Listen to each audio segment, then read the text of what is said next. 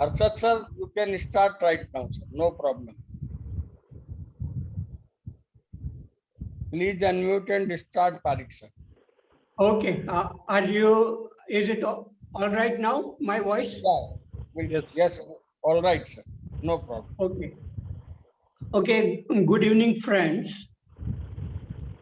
Today, I am requested by Sushil ji to speak about my experiences with Krishnamurti and his teachings.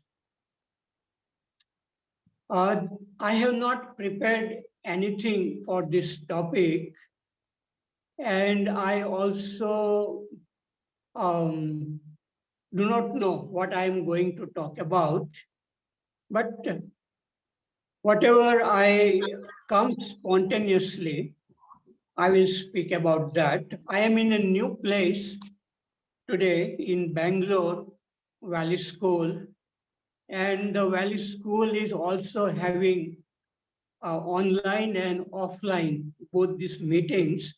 So I am not able to use Wi-Fi of the school study center. So I am relying on the data which I have, and I do not know how good this will be in case the connection goes off for 1 or 2 minutes. We will have to wait. So, okay, now I start the topic about Krishnamurti. So I will start for the first time when I come across the name of Krishnamurti. And that happened accidentally when I was in Iowa State. And it was in around 1972. And I was in the student union building. And in that building, there was a bookshop. And as I was passing by this bookshop in Iowa State University, I saw a book of Krishnamurti on display, and I saw it through the window. And the picture of Krishnamurti was there, and the title of the book was The Flight of the Eagle. And I liked the title, and the photograph was also good. And then I remembered that this Acharya Rajneesh, he was sometimes talking about J. Krishnamurti. And I knew that there was some person named Krishnamurti, but I did not know who was he and whether he was alive or dead. But I bought the book out of curiosity. And then when I started reading the book, I felt that Krishnamurti was talking about my problems, which I was not aware. And he was asking questions which I had not asked.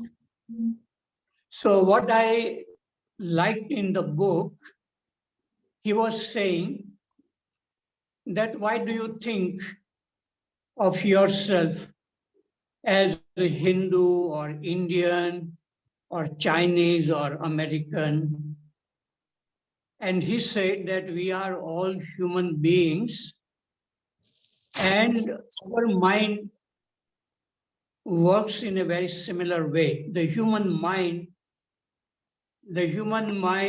goes through many problems in relationship and of problems like fear or anger or jealousy, loneliness, boredom, and so on. All these problems are common to all human beings, and all human beings suffer, and human beings have been suffering from these problems for thousands of years.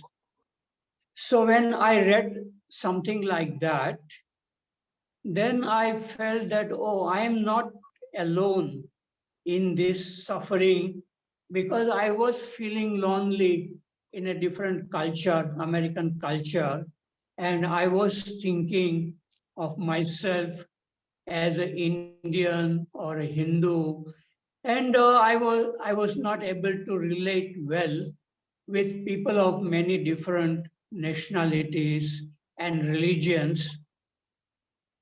So when I read this, I felt that yes, Krishnamurti was correct, that we are conditioned by our religion, by our nationality, and this prevents us in relating to people from different religion and nationalities. And it was happening in my case. So I began to look deeper within myself after reading Krishnamurti books. And he was saying that this all our problems of psychological nature, they are coming from thinking. And he said, from thinking arises the sense of I or me. And once this sense of I or me arises, then we say, I like it, I don't like it, and me and you, and all that duality starts when there is thinking.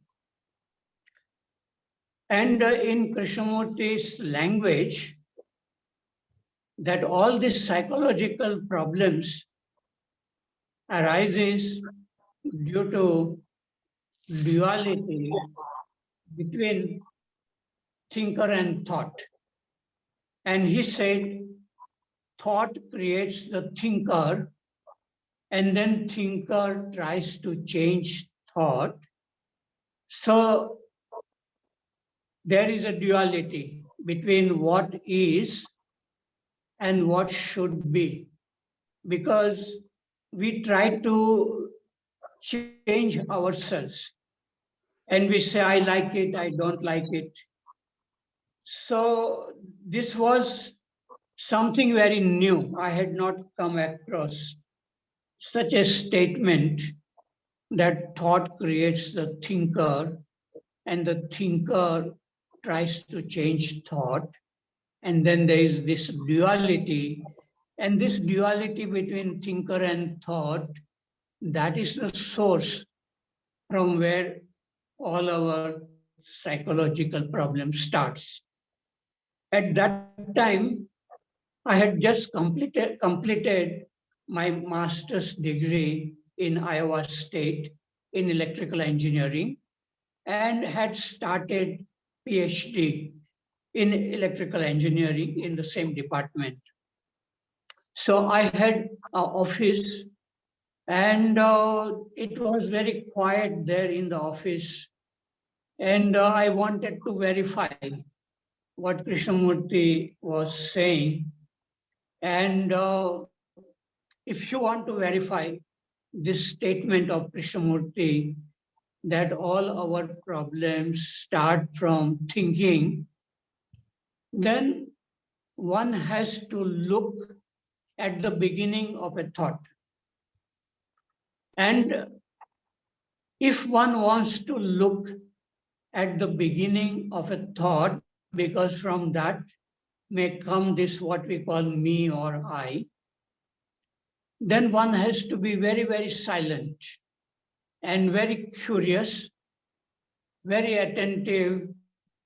One needs a lot of energy, honesty to look at the beginning of a thought. And when I tried to do that, first time maybe I experienced that there is a silence in which thinking is absent, but there is a awareness. And in that awareness, we can look at everything, we can listen and all our senses can function properly in silence when the thinking is not there. So once I felt this kind of silence and I felt the beauty of that, then I wanted to experiment more, because when something you do and you feel that that is helping you, then you like to do it more. So this became very, very interesting for me every time to just sit quietly and do nothing except just looking inward. And I begin to feel the beauty of that state in which thinking is not there. And slowly, I begin to be more sensitive to my own body and the brain. And I could feel that something was going on in the body, in the brain, and many different kinds of biological experiences, even within the eyes, and listening started happening. And I will not go into all various experiences of the biological nature, but I was curious about this phenomena happening. And I did not know anybody on campus of the Iowa State University who was interested in Krishnamurti. So I had no dialogue with anybody. So I found out the address of Krishnamurti Foundation, and I came to know that Krishnamurti was alive, and he was visiting Ojai, California, and he was traveling around and giving public talks. But I was still a student and I had no desire to go and meet Krishnamurti. And I had no money, I had no holidays. So I started writing letters to Krishnamurti describing what was happening within my body and brain. And in the first letter which I wrote to Krishnamurti, I wrote that I had been interested in the teachings of Ramakrishna and Vivekananda for many years. But after reading your book, I can feel that how far a human being can go in this direction. And why I wrote that? Because Krishnamurti negates all experiences. That he says that experiences come and go. One need not get attached and give so much significance to our experiences. And many, many people go through different kinds of experiences.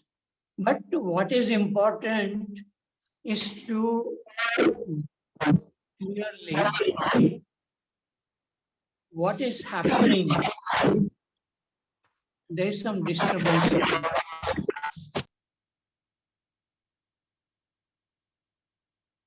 Yes. So what Krishnaji says, that experiences come and go, but experiencing, which is in the present moment, that is very important. And one needs to be in touch with what is happening within us, because that is telling everything what is happening within you. So one gets a direct knowledge or seeing into our own mind. And that is a direct learning, and not reading Krishnamurti book, then thinking about it, then asking intellectual questions, and then having dialogues with other people.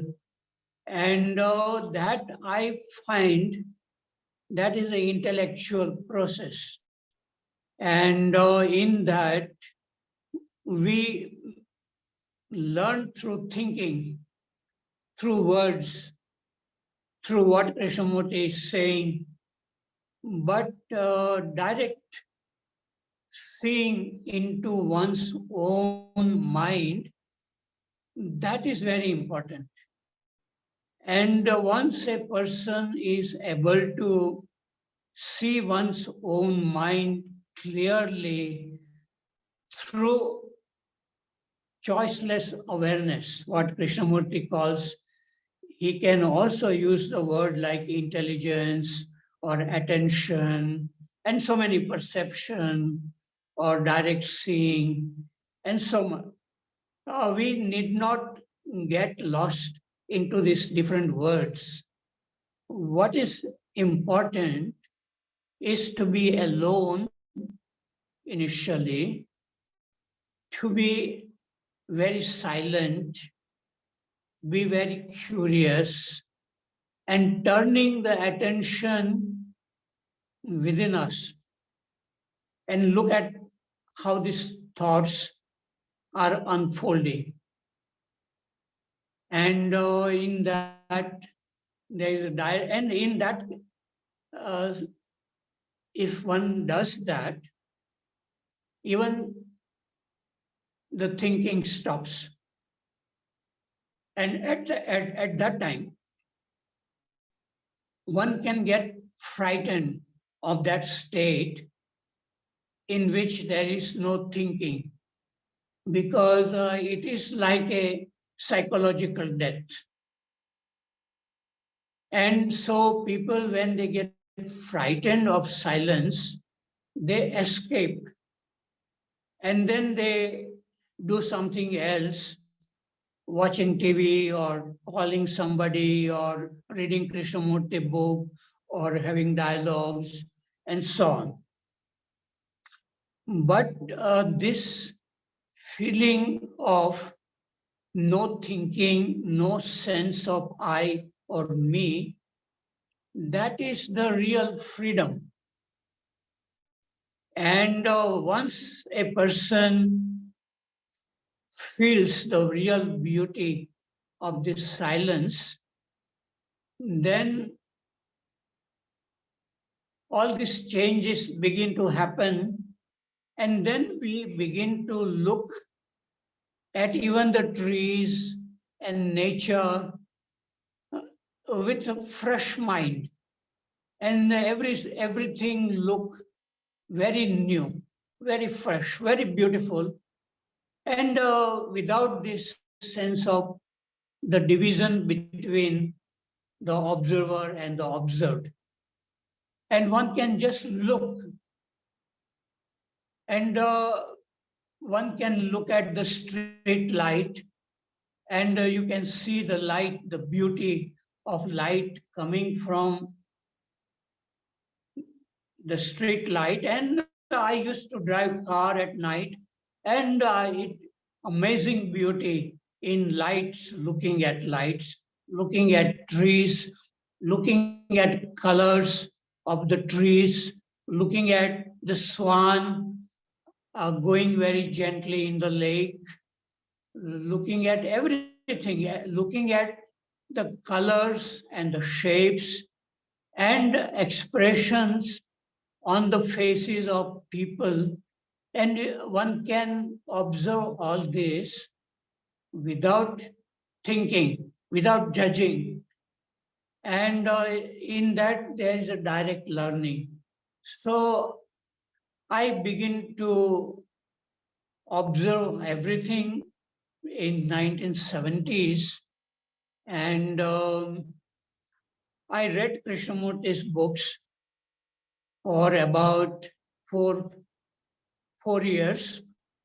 And then I completed my PhD degree at Iowa State. And then I went to Canada at University of Waterloo to do the research work, postdoctoral research work in electrical engineering. And 1977 and 78, no, yes, 1975, sorry, I went to Canada. I completed my PhD in 1975. And then in 1977, I thought of visiting Ojai, California to listen to Krishnamurti. And so I visited Ojai, California first time in 1977. And I listened to Krishnaji. I saw him. And one day after the talk, we were standing in a queue to get our lunch. And I had a friend, and he said, look, Krishnamurti is standing under a tree. Why don't you go and say hello to him? But I said, I have nothing to discuss, nothing to ask. And I was very shy also. But my friend said, no, you just go. So he kind of pushed me. And when I came very close to Krishnamurti, and his eyes were fully open, and he was looking at me as if his mind was completely silent and no reaction. So my mind also became like that, very silent. And then I extended my hand, and he took my hand. And then, without saying anything, I came back, and I felt it was very good to meet Krishnamurti first time non-verbally. And then I went back to Canada, and again in 1978, I visited Ojai, California, and I listened to Krishnamurti, and there was really nothing, any remarkable about my listening to him, what he was saying. I knew everything because I had read his books, I had looked within myself, and I was just listening. And again, I went back to Canada. And then in 1979, I went a third time to Ojai, California, to listen to Krishnamurti. And at that time, I had come in in touch with another spiritual group, which was a Christian group. And I had some good friends, and they wanted me to join their group in Toronto. And they had international group, and they had some community in USA, Colorado, and in British Columbia, in Toronto, and many other places. So I told them that I will maybe join your group, but I want to listen to Krishnamurti for one more time. So I went to listen to Krishnamurti third time in 1979. And one day, when I was listening to him in the public talk, I saw something else on Krishnamurti's face, as if it was a different kind of face, and the light radiating from that face, people may call it an aura or something like that. And I said to myself, he is not a human being. He is something else. And after the talk was over,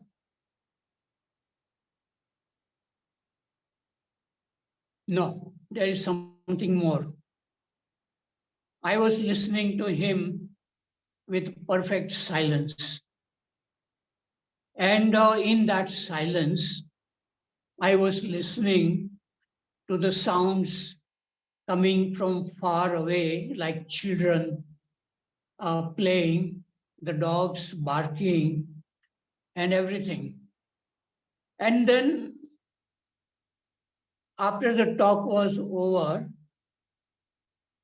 this silence continued, and I felt like writing to Krishnaji. And I wrote a letter to Krishnaji, but I did not mention what I saw. But I wrote a very affectionate letter, and I wrote to him that I have always considered you like my grandfather ever since you ignited a flame in my life. And that happened about 7 years ago. And this flame has become brighter with time. And then I wrote that if there is any opportunity, I would like to dedicate my life to Krishnamurti schools. I would like to teach or talk about love, beauty, and life to students of Krishnamurti schools. But I don't know how to teach these subjects. Probably this cannot be taught, but I wrote that I can teach physics and mathematics, for which I am well qualified. And then I wrote that how nice it would be to meet you personally.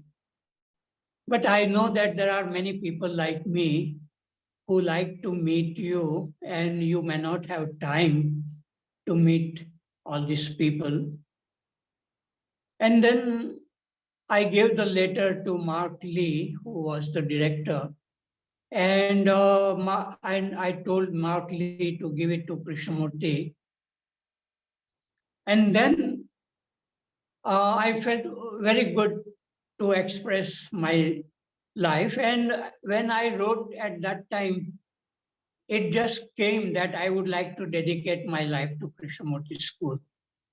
And then few days after that, there was a music program in Ojai, and Lakshmi Shankar, a singer who sings bhajans, she had come to sing for Krishnamurti. And we were all sitting in the pavilion in which this program was going to be there. And the musicians had come, and I was sitting very close to the musicians. And we were waiting for Krishnamurti to arrive. And the door was behind us, the entrance door. And suddenly something started happening to my whole body and brain. And, um, and then Krishnamurti came and sat in front of the musicians. And I was not looking at Krishnamurti.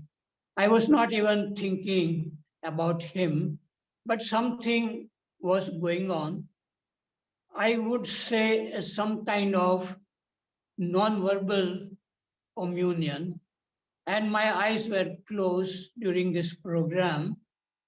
And I felt wonderful, as if listening everything very, very beautifully, all these bhajans.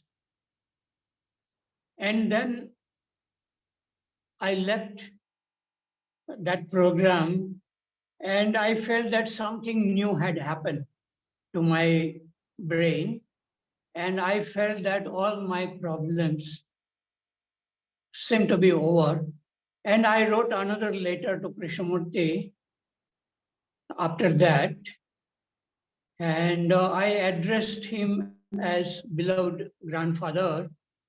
And I wrote to him that I have received the blessings. That is what I felt, that without getting, without any having desire, I received the blessings of Krishnamurti. Maybe he may not have even done it, but some kind of resonance happened between Krishnamurti's brain and my brain, because in physics, there is such a phenomena that if one object is vibrating at some frequency, and then there is another object which has the same natural frequency as the frequency of this object, then both this, like this tuning fork, they start vibrating. And we can demonstrate this experiment to student in physics laboratory, that due to the vibration of one tuning fork, the other tuning fork also starts vibrating. So maybe this kind of vibrations are happening in our brains, around our brains. So that is the way some kind of resonance happened. And I felt quite confident. Uh, and then I went back to Canada, and I could not sleep for 2 days. And it seemed very clearly that my life is meant for Krishnamurti schools. So I wrote another letter to Krishnaji and said, now it is very, very clear that my life is meant for Krishnamurti schools. And I would like to go to any school, maybe in India. And I did not really want any money. It was not like a job. Even the money which I had saved, I wanted to give up to the Krishnamurti School Foundation. So there was some kind of tremendous confidence in me. And first time I wrote to Krishnaji, please write back to me. And Krishnaji had written long time ago one letter, my first letter, but it was not from Krishnamurti, but it was from Mary Zimbalist in 1972. And in that letter, it was written that Mr. Krishnamurti has read your letter and he hopes that everything will be all right with you. But this time in 1979, Krishnamurti himself wrote an affectionate letter, and he wrote that he will talk about me to the principal of Rishi Valley School, and he was going to meet Mr. Narayan, who was the principal at Brookwood Park. So Krishnaji from Ojai went to Brookwood Park, and Mr. Narayan was there. And Mr. Narayan wrote to me, and he said, why don't you come to Brookwood Park? And Krishnaji has mentored me in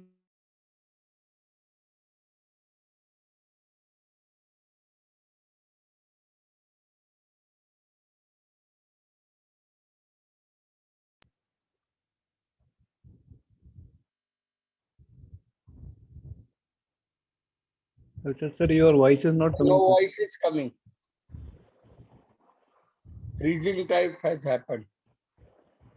Harshad sir, your voice was frozen, sir. video also है frozen.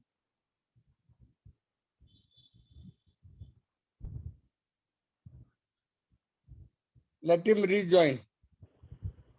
Sir, please rejoin.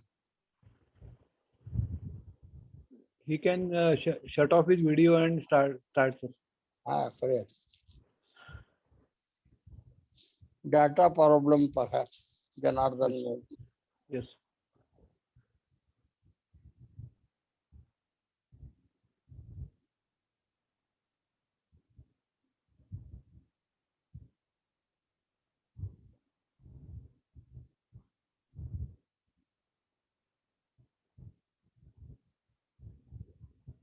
Sir, please unmute, sir.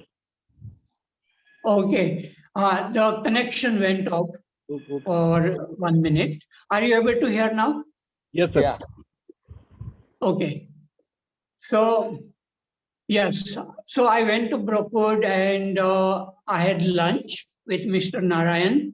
And then I told Mr. Narayan that I am tired and I am feeling sleepy. I will go to my room. And Mr. Narayan said, let us go for a short walk. And Mr. Narayan took me to a very beautiful grove. And when we entered the grove, I felt very fresh. And I looked at a very beautiful redwood tree, and as if the light was radiating, and it looked very divine, that tree. And I asked Mr. Narayan how much the foundation paid to get this land and to this grove, all the buildings. So Mr. Narayan said we paid 40,000 pounds. Then I said, that is very little. This one tree looks like 40,000 pounds to me.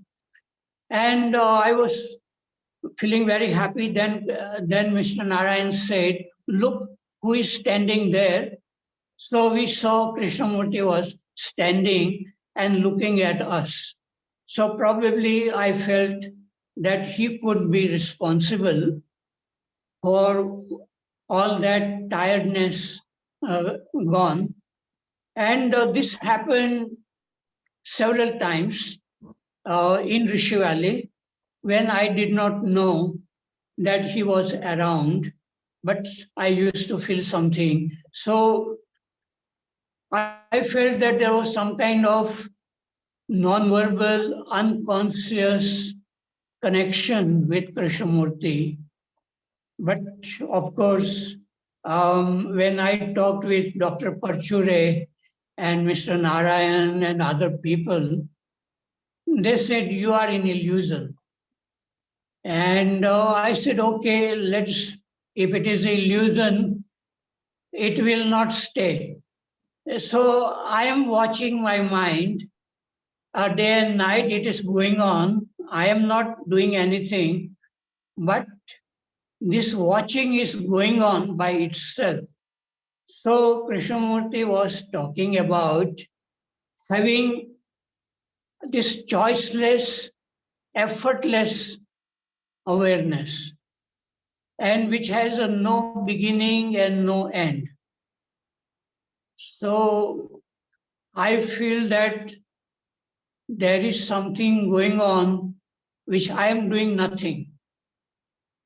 I don't need to do anything. I just enjoy going for a walk.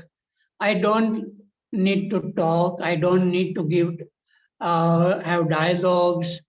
Just looking, listening is enough for me. And I don't watch videos of Krishnamurti. I don't read. But if I have to give a talk, I need to gather some information to give talk, some knowledge I need.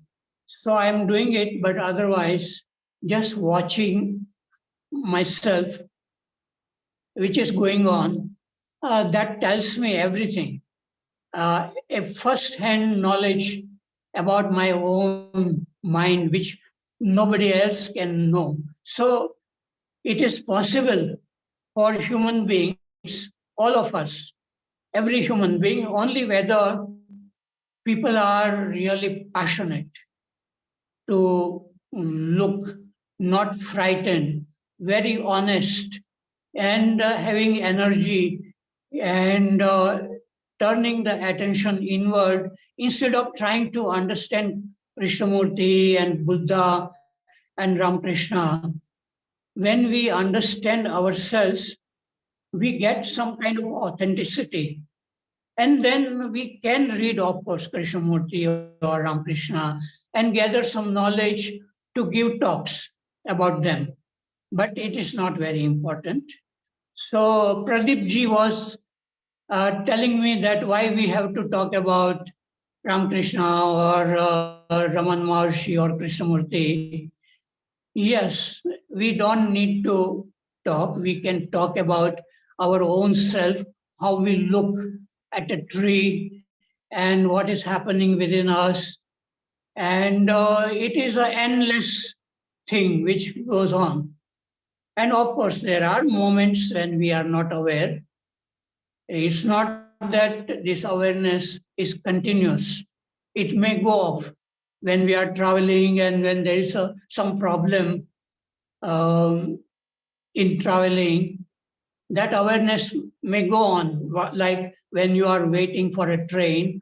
But once you are inside the train, then you can close your eyes and like the train is going on, the train of thinking is also going on.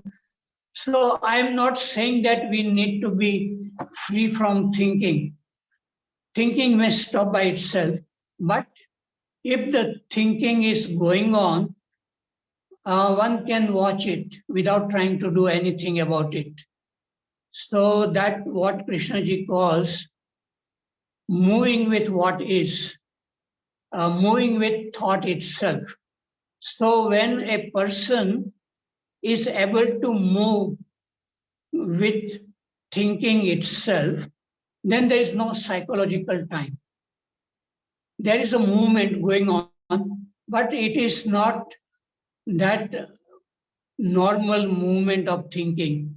So when Krishnaji talks with David Bohm, he says that there is a different kind of movement, which is not the movement of normal thinking with the sense of thinker and I and me, but thinking some kind of movement is going on, revealing everything what is happening.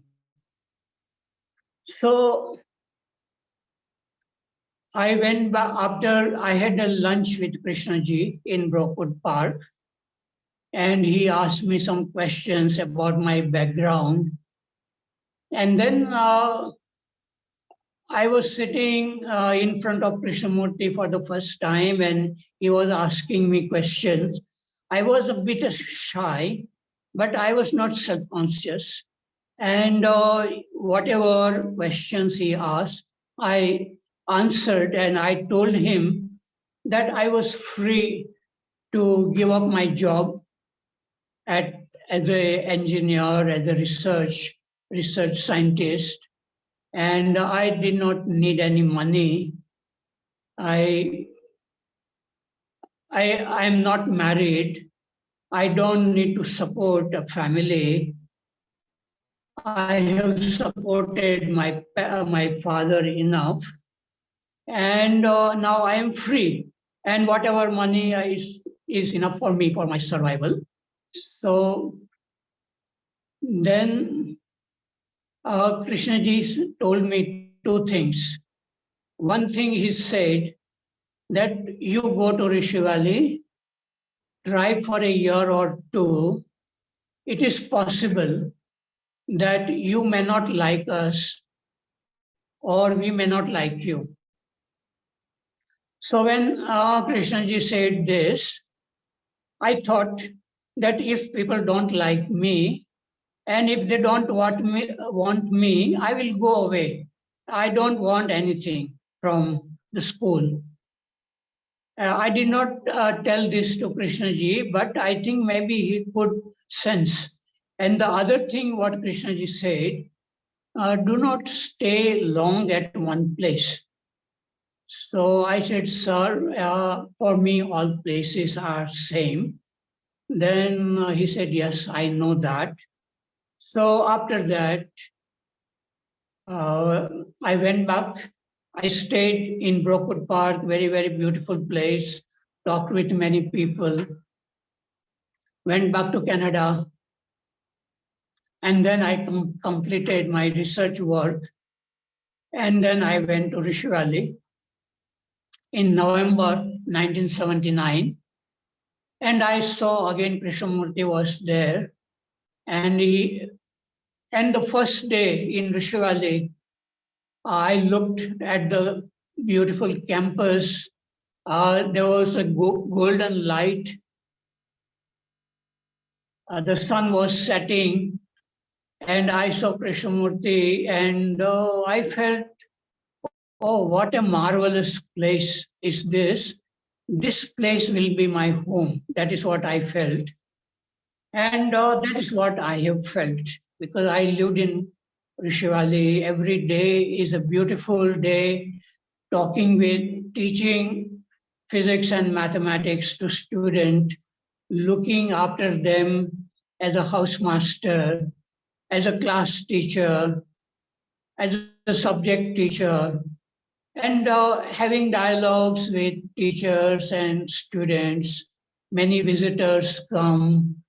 And during all these years, I was able to travel to many, many places in India and also abroad, and also in Himalayas, where I used to go alone to many different places without much planning. So I thank Krishnamurti for opening up a new way of living. So I have said enough things. I can go on talking, but I don't like to talk. If people want to ask any questions, they are welcome. Thank Thank you. you very much, sir. Thank you very much. This is the first Thank you. time when I am seeing you talking so much, you taking so much Yeah. time. I Yes. just remember a saying by Raman Maharshi, you don't need to understand the things. You don't need to understand the things. It is enough, don't misunderstand one thing. And second thing is you have to save time and energy both just to demolish the wall which you yourself built around your mind. Yes. That's enough. The same Yes. thing Yes. in a different way you said. I enjoyed it. Now Yeah. I am with C. Yeah. Rajendran. Please come forward and ask. Yeah. Yeah. Hello. Yeah. Sir, are you able to hear me, sir? Yes. Yes, sir. Yes. Yes. Yes, sir. Thank you, Harshad Parikji, for sharing your wonderful experience of Krishnamurti with all of us. Even from Bangalore Valley School Study Center, I have first come across through the WhatsApp group. I have been always been observing what you are telling, what you are sending a message. So, in the same Indore group also, 1 month, sometime back, some 2-3 weeks back, you were telling how you were listening or reading Krishnamurti. You shared that wonderful experience that is useful for everybody. You said you will read 1 or 2 pages of Krishnamurti, then close the book, then you experiment with what you read, what Krishnamurti has said in that book. So today also you said, when you read that first book, that Flight of the Eagle, you said, you verify the Krishnamurti statements also. So then you also mentioned experimentation, verification of what he says and experimenting in our day-to-day life. So these things are very important to understand Krishnamurti. Not only understanding Krishnamurti, but understanding Krishnamurti. Mr. Moody told one meeting, understanding Krishnamurti is understanding ourselves. So instead of accepting Krishnamurti's teachings as out of our love and affection as a sacred thing, and without doubting, acceptance merely, not only Krishnamurti, or any sacred masters who lived thousands of years in this land of, in this whole planet. So if we simply accept them without doubting, and that's of no use, because all our sacred books are believed to be written by the gods, by our sayings of gods, our songs of gods. So we have no courage to question them, because that will be doubting the sacred sayings of the gods will be a very heinous crime. So that did not help us. As you said, verification, experimenting without accepting what Krishnamurti says or any other great master said in our day-to-day life will only help for the mutation of brain cells. I really that your this assertion is very, very helpful to many of us. Thank you.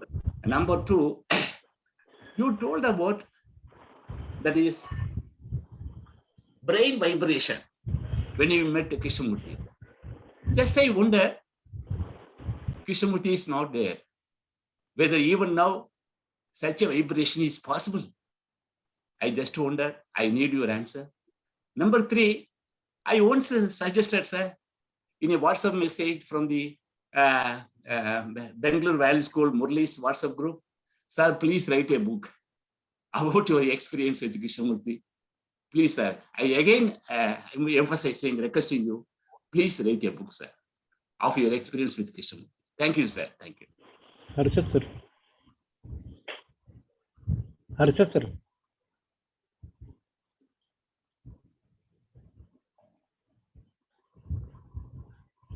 There must be some problem with him. Yeah, unmute first. Harshad, sir, please unmute. Okay. Yes. Are you able to hear? Yes, sir.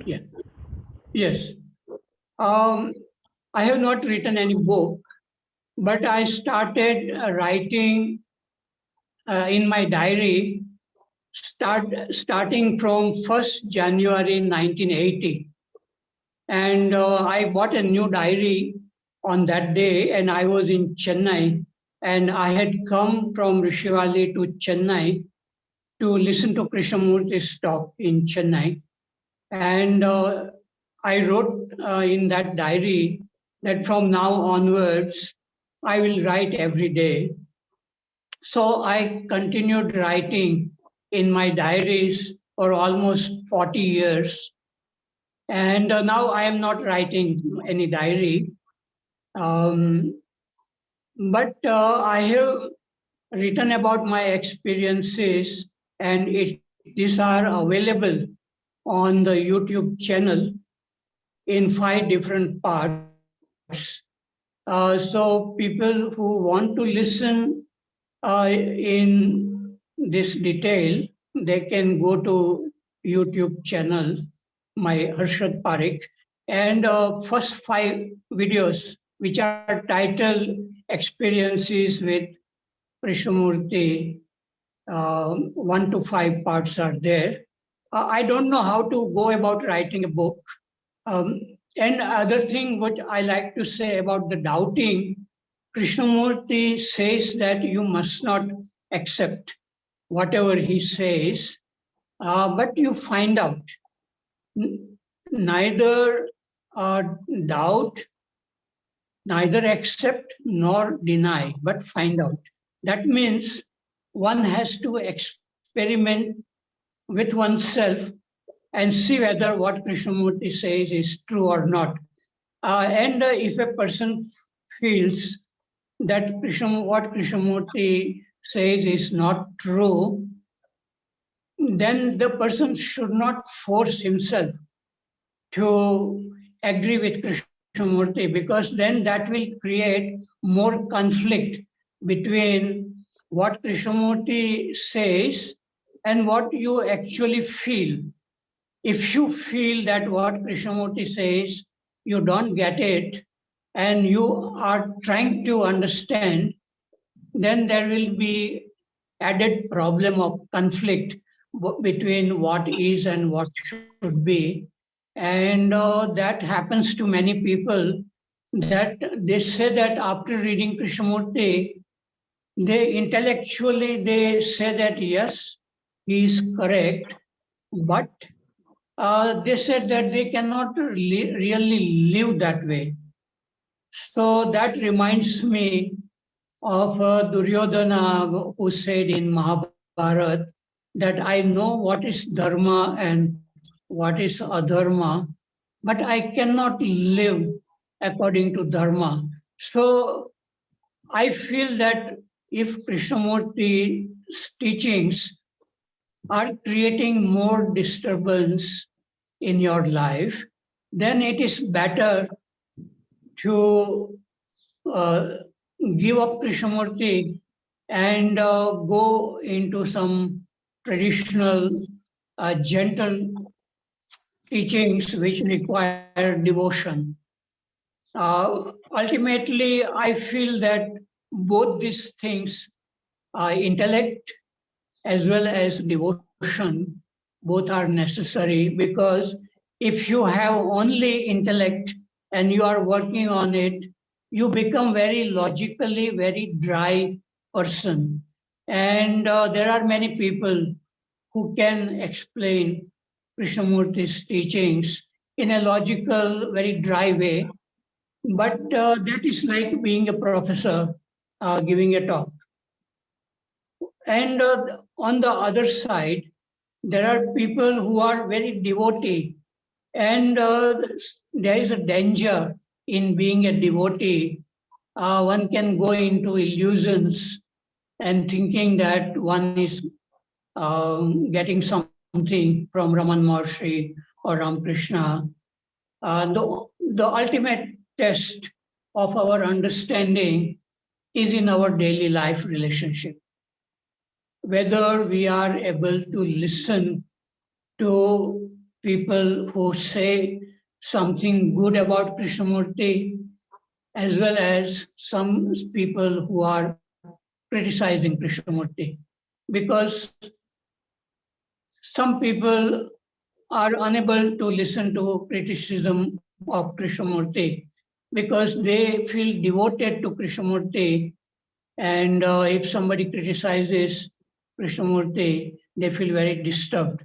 So if a person is getting disturbed by listening to criticism on Krishnamurti, then that person should find out what is disturbing. So if we have images about Krishnamurti, that Krishnamurti is very great person, and then somebody is trying to break that image, then we will feel unhappy and we may get angry. So ultimately, what we need is freedom from images, whether those images are about Krishnamurti or Ramakrishna or Raman Maharshi. So that is what Krishnamurti's teachings are. Okay, I have said enough. Yeah. Dinesh Dinesh. Waghmare, unmute and say.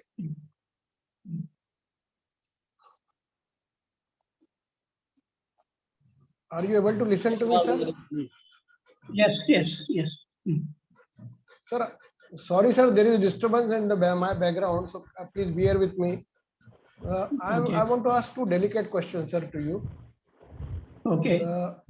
First question is, you say that when we see a tree without thought, without thought, and you say that it gives a learning. So, what sort of learning? No. Yeah. No, I did not say that when you look at a tree, there is a learning. No, there is a fresh observation. And it is wonderful to just look. And you may see sometime just one leaf is dancing in the wind, or sometime all the leaves are dancing. And you hear the sound of the breeze, wind passing through. So you are not thinking. you are not gathering any knowledge in looking at the tree, you are just enjoying looking. So you are not gathering knowledge. Yes. So there is no learning there. A sort of. If there is any learning, it may be happening by itself unconsciously, but not by asking questions. Yeah. Second question was, how do you look all these memories in the present moment? Are they of a psychological nature or they are of technical nature? Is there any sensitivity and sentimentality involved in it or not? No, I don't go back to my old memories. Many diaries I have. I don't read that. But once in a while, if I pick up a diary and I find that there is something interesting I have written, then now there's a Facebook is available. So I express what I felt many years ago for friends to respond to if they like it or not. Otherwise, I don't think about the past. I feel wonderful to be just looking whatever is happening in the now. That is much more. It is much better than even watching a video of Krishnamurti, because the video is going on within us all the time. And that video is telling us something about ourselves. And I find that is just looking within in the present moment is enough for no need to go back into the past. Yes, I finish. Thank you, sir. Rajendran, CA Rajendran. Rajendran, please unmute and say.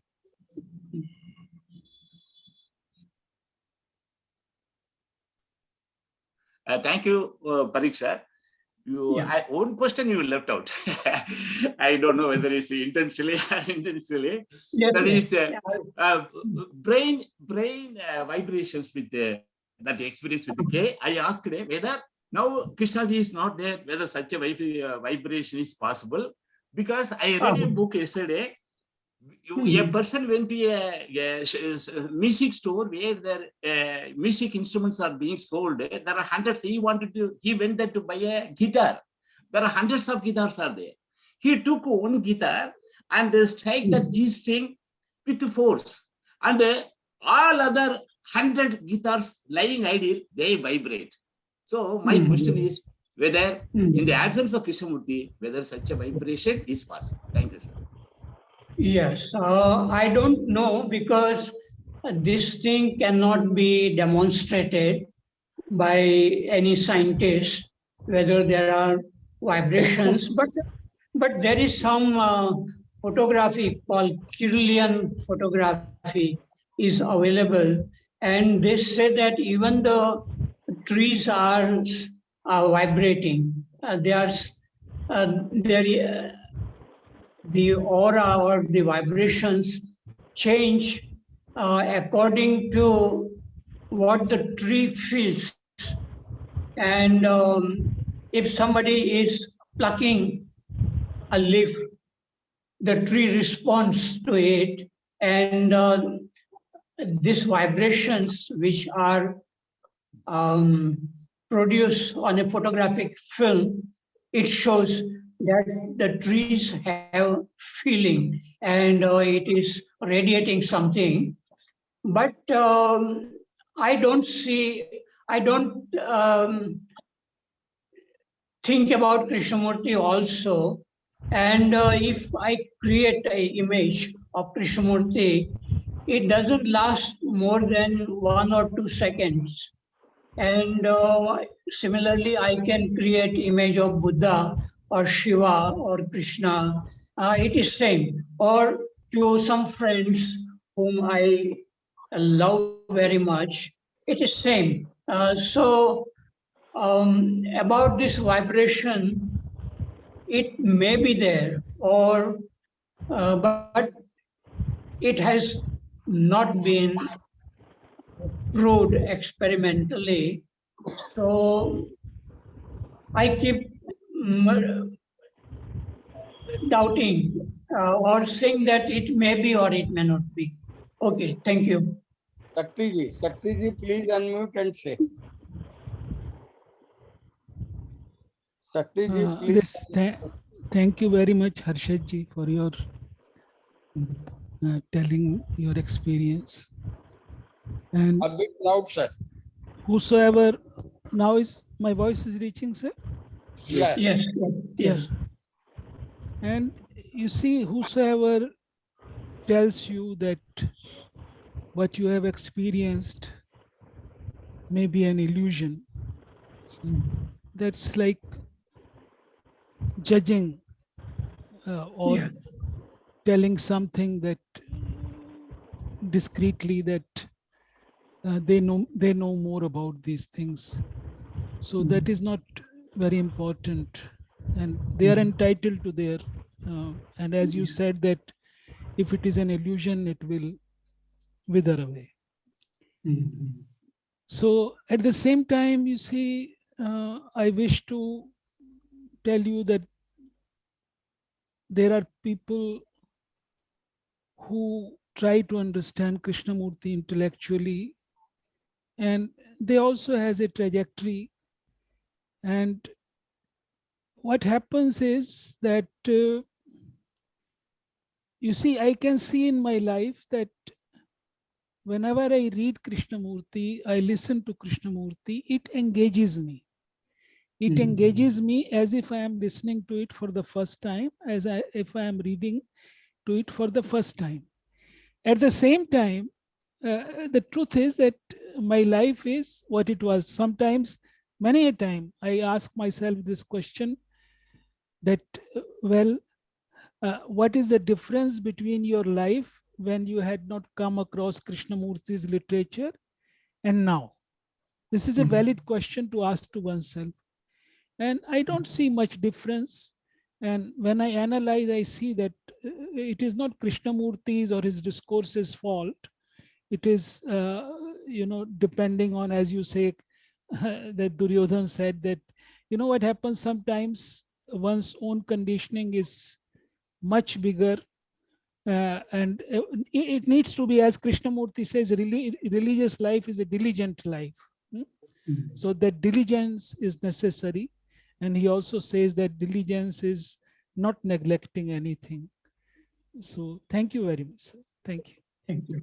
Thank you. Yes. Anand sir, after your comment, you please, Harshad sir, if you wanted to say something, please.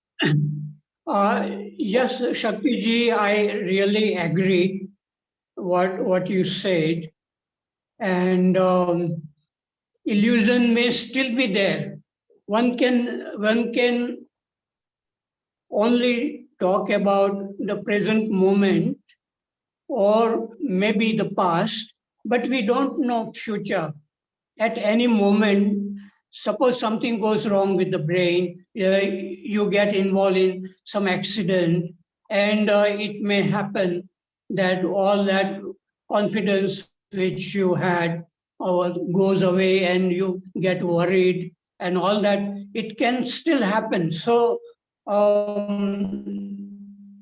friend of mine, this Rajesh Dalal, who was very passionate, and we had many good dialogues one-to-one. And he used to ask me this question in 1980s. He said, "Tell me, are you really free?" Then I used to tell him that I can only tell you about the present moment. I don't know anything about the future.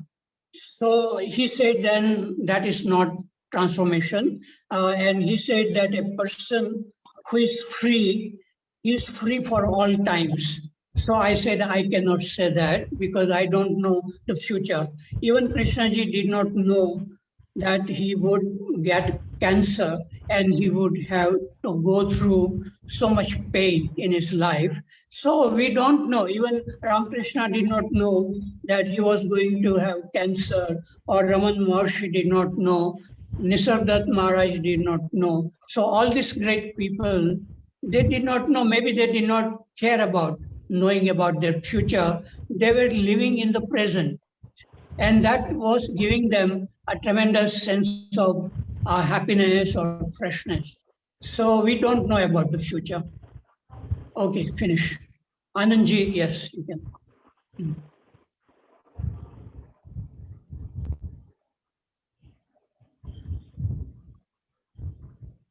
Yes, sir. Yeah. So a person like Krishnamurti is born in millions of years. And I listen to him, I read him, and I say I am also understand I am enlightened. So can I understand that bringing a person like Krishnamurti to my level, sir? That is one. Two, when we're talking about the Kirlian effect, in fact, the Kirlian effect will tell you whether the plants are healthy or unhealthy. In fact, the scientists who came into the prominence because the Russian government had asked him to study the plants which got disease, and plants did not have disease. And after that, he became very famous. Now, the Kirlian effect also tells you whether the plants are going to get affected or not. They also say, studying the human aura, whether he's going to have disease tomorrow or not. It has been done. The Kirlian effect, again, it's the aura.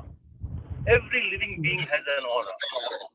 Some people see it like, when someone saw Krishnamurti's aura, it was supposed to be pure. So that is what I understand. Over, sir. Yeah. Okay.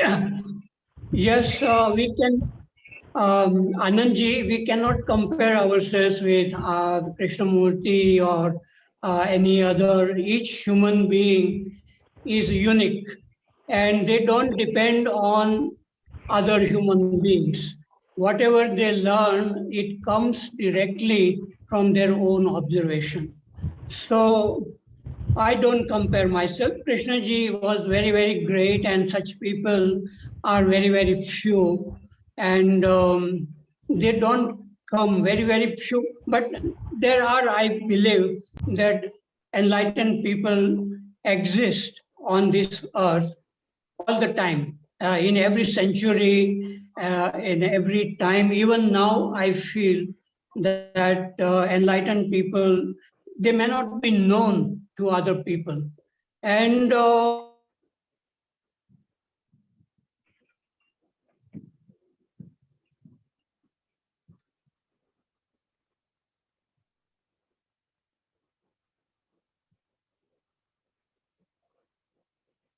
feel, they have a feeling.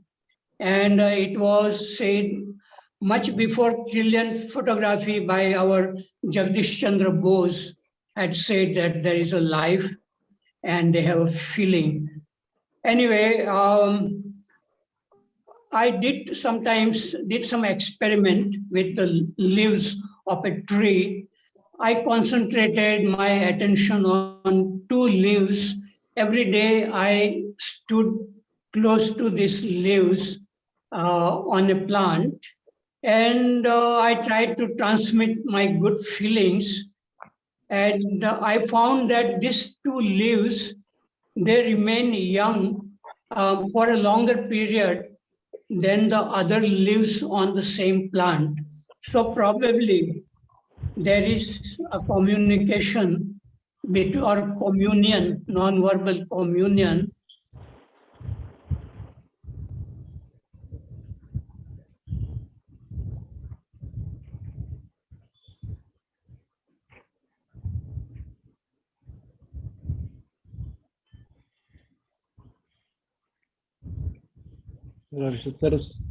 Pradeep voice is Verma, Dr. Pradeep Verma, your turn comes when something happens.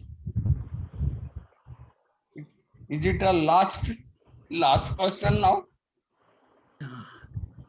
Somebody else has joined you. Dinesh Waghmare. Thank you, Sushil. Thanks.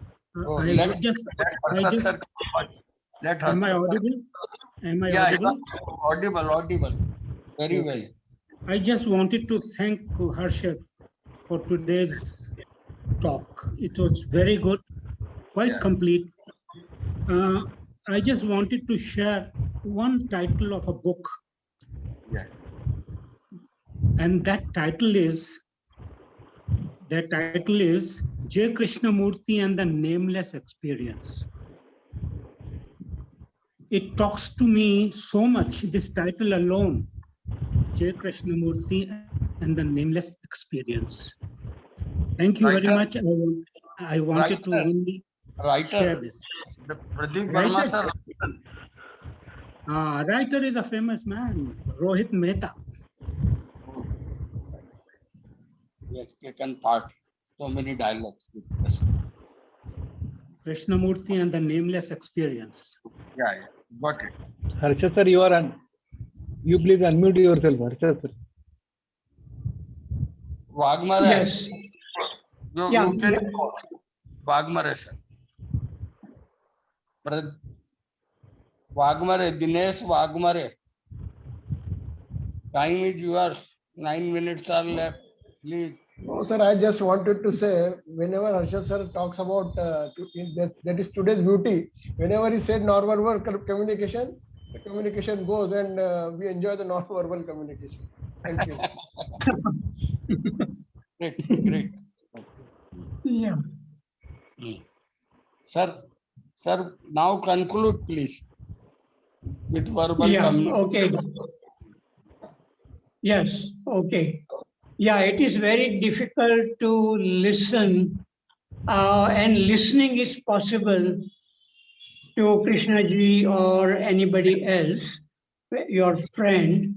It requires that your mind be very silent and attentive, then listening happens. So for me also, it was very difficult to listen to Krishnamurti initially. And I used to get very tired, exhausted at the end of the Krishnamurti's talk. But now I can listen to Krishnamurti, and because I am not interpreting him simultaneously, so that listening is an art, and for that one needs to be silent. And about Rohit Mehta was also healed by Krishnamurti. He was suffering from back pain, and Krishnaji went and do something, and Rohit Mehta was healed. And he has written a book called Kabir and Krishnamurti. Yes, that's right. And he and his wife, they used to travel together, and his wife would sing Kabir's bhajan, and then Rohit Mehta would give a talk on Kabir and Krishnamurti, and that book is a very good book, very good insight Rohit Mehta had. Yeah, yes, it is there. Beautiful book. Yes. So the final comment is that Krishnamurti's teachings are very, very great teachings for people who are very curious, very attentive, to look at their own mind. And those who are able to test their understanding in relationship with people, in the family, with friends, and if the conflicts are increasing because you know Krishnamurti more than somebody else, and then you have a dialogue about Krishnamurti, and then you fight about that I know better, then it means that the teachings are not really working. Otherwise, a person will be able to listen to criticism with very, very attentive mind. And it is the criticism which helps you And if that criticism disturbs me, then I have to look at why I get disturbed, what is behind it, because there is a whole story behind this disturbance. So, this is the way one can learn about oneself by reading a little bit of Krishnamurti, but not, I feel, keep on quoting him and getting very, very strong in the ideas what Krishnamurti is presenting. It doesn't help, I feel. Only thing helps is looking at your own mind and your relationship with nature, with human beings, with everything. Okay, I have finished. So thank you very much, sir. And Thank you. on Sunday, we have to come at 6:30 p.m. Meena Martini's lecture. So all are invited to come. Thank you very much. Thanks, Harshad Thank sir, you. for Thank such a you. good. Thank you. Thank you, Sir, thank you. Thank you, sir. Thank you. Modak, you can close now. Yes, sir.